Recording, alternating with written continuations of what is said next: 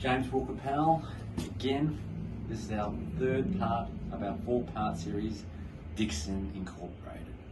So last time we spoke about what the problem was, what we're up for, and you may be wondering, well, you know, that's not really going to impact too much on a financial planning business.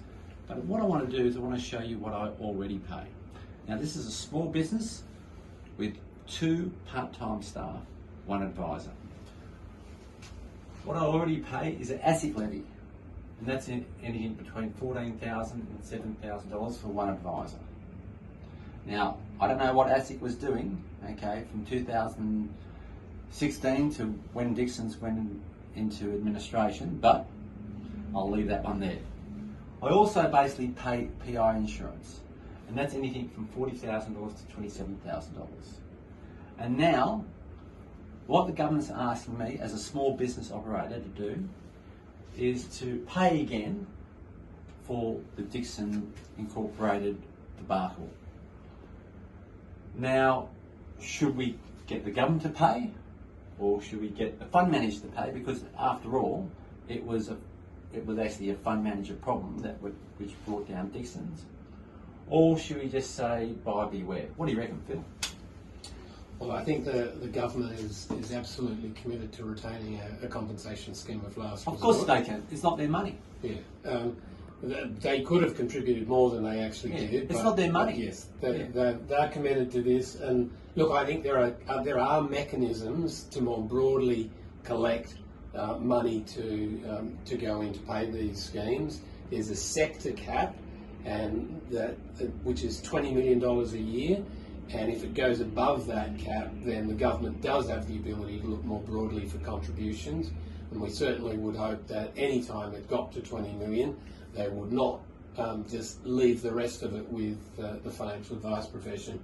But yeah, I think we're stuck with this scheme, but we have to make sure that it works a lot better than it is currently, and we have to ensure that we're not exposed to another Dixon Advisory like debacle as we've seen.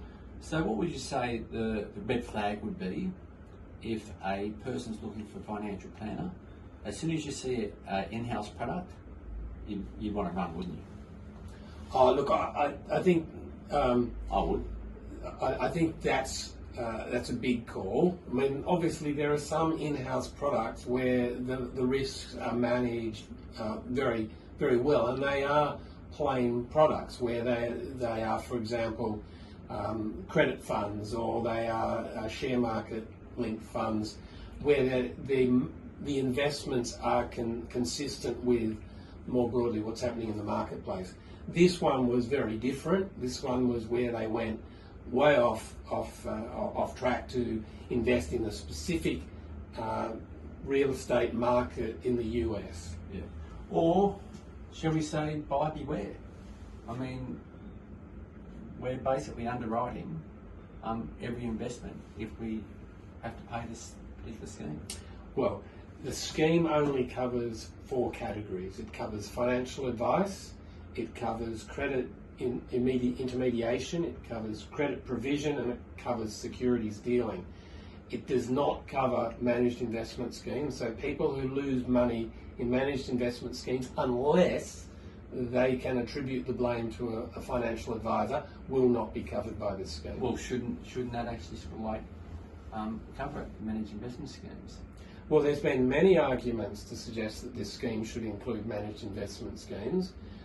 In fact, the current government, whilst in opposition, were supportive of the inclusion of managed investment schemes in the CSLR. That didn't happen when they came to Parliament, it came to government, but broadening the scheme would be very beneficial in our view. Totally. Well, stay tuned for our last instalment of Dixon Incorporated. Talk soon.